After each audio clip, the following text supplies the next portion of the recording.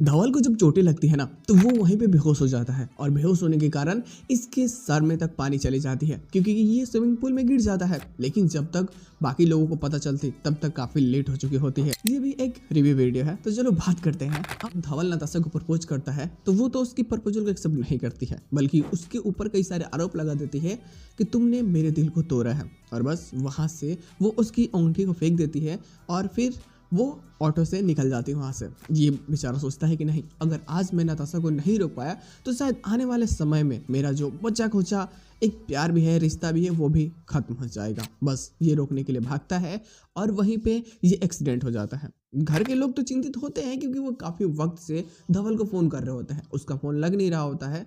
लेकिन जब वो नताशा को फ़ोन करते हैं तो नताशा भी सारी सच्चाई बता देती है कि वो आपके फार्म हाउस पे है। जब वहाँ की कंडीशन के बारे में सभी को पता चल जाती है कि ऐसी चीज़ें हो चुकी है और सच में धवल के साथ में कितना बड़ा एक्सीडेंट हो चुका है और वो पानी में है, तो ये सारी चीज़ें देखने के बाद इसे ले जाकर के कैसे भी हॉस्पिटल में भर्ती कराया जाता है। तो डॉक्टर भी साफ समझो तो जवाब दे देते हैं कि अभी 48 घंटों तक के लिए हम कुछ भी नहीं कर सकते, शायद कुछ भी हो सकता है, ये ठीक हो भी सकते हैं या फिर नहीं भी। ब्रेन ट्यूमर, ब्रेन हेमरेज, ये सभी चीज़ों के चांसेस काफ़ी ज़्यादा हाई हो जाते हैं यहाँ पे।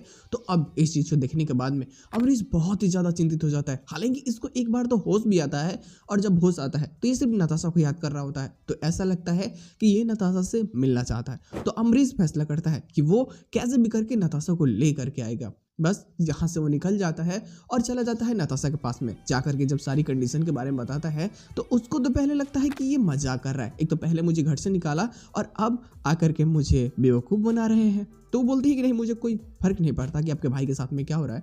तो वो बोलता है कि मेरा भाई मरने वाला है, वो आईसीयू में भर्ती है सिटी हॉस्पिटल में, तुम्हें चलना होगा नताशा। और इस बार जब पता चलता है कि सच में ये बात सच है और वो सच में हॉस्पिटल भर्ती है तो नताशा के दिल में भी जो प्यार होती है उसके लिए वो सच में बाहर निकल करके आती है, जो काफ़ी ज़्यादा मज़ेदार है। अम्बा तक इस बार ये सोच लेती है ना कि वो कैसे भी करके अब चाहे कुछ भी हो जाए, कोई कुछ भी बोले नताशा के बारे में, लेकिन वो नताशा को घर से बाहर नहीं जाने देगी। वो नताशा की शादी धवल से ही कराएगी। इस बार तो पूरा मन बना रखी होती है। और यहीं पे हमें एक और हिंट पता चलती है, हालांकि एपिसोड में काफ़ी वक्त पहले पता चली थी कि जो अमरीश का डैड था ना, इसका एक्सीडेंट भी उसी मंडप में हुआ था जहाँ पे पांडेश्वर के जो भी पहले सीजन के कैरेक्टर्स थे, जहाँ पे उनकी मौत हुई दब करके, वहाँ पे अमरीश का बाप भी था। ठीक है, तो ये सारी चीज़ों की सच्चाई भी बहुत जल्दी सामने निकल करके आने वाली है। और जब ये चीज़ें पता चलेंगी कि अमरीश के पिता को बचाने के चक्कर में उन्होंने अपनी जान दे दी और वो कोई और नहीं बल्कि पंड्या जी थे, तो सच में कितना मज़ेदार होगा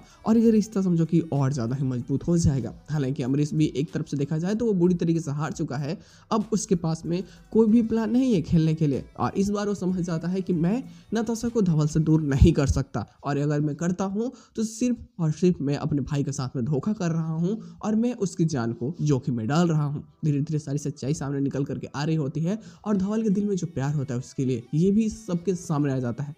इतनी चिंता, इतनी फिक्र होती है जो उसे इसके लिए पागल बना देती है। खैर, प्यार तो बढ़ेगा ही और मज़ेदार भी होगा। हालांकि इसके साथ एपिसोड की एंडिंग की जाती है। पोस्ट क्रेडिट सिर्फ एक ही प्लॉट का होता है जिसमें बस अमरीश जाकर के सारी चीज़ों के बारे में नताशा को बताता है, मेरे भाई की जान पे बनाई है और तुम्हें वहाँ पे चलना ही होगा, चलो मेरे साथ में। और बस ये सारी चीज़ें यहाँ पे आना, मुलाकात होगी, बाकी सभी लोग आएंगे, चीकू ईसा ये सभी लोग आएंगे और धीरे धीरे जो सबके मन में धवल को लेकर के एक नेगेटिविटी बनी हुई है कि वो एक बूढ़ा इंसान बन चुका है, कितनी ज़्यादा बेइज्जती करती सबके सामने नताशा की, वो भी धीरे धीरे खत्म हो जाएगा और इसे अपनी गलती का एहसास भी हो चुका है, तो सब माफ़ भी कर देंगे। तो देखो, धीरे धीरे लग तो रहा है कि हैप्पी एंडिंग होगी, लेकिन ये कहानी कैसे मोड़ लेगी ये किसी को नहीं पता है। ये शायद आने वाले प्लॉट से ही जस्टिफाई होगी कि क्या तमाशा हो सकता है। जो भी चीज़ें होगी ना, अनएक्सपेक्टेड और काफ़ी मज़ेदार होगी, ऐसे उम्मीद कर सकते हैं लोग।